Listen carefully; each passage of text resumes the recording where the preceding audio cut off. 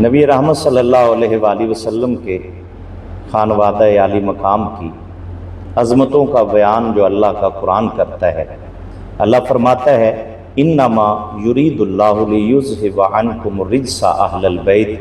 ویطہرکم تطہیرا،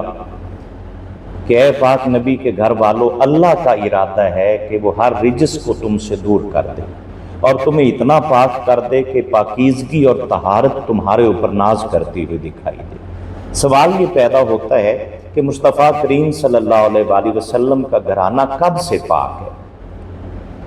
تو علم العقائد کی کتاب جو درس نظامی کے اندر سبقاً پڑھائی جاتی ہے، شرح عقائد نسبیہ،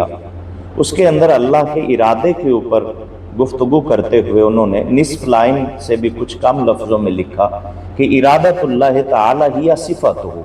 اللہ کا ارادہ اس کی صفت ہے، یعنی جب سے اس کی ذات ہے تب سے اس کی صفات ہیں۔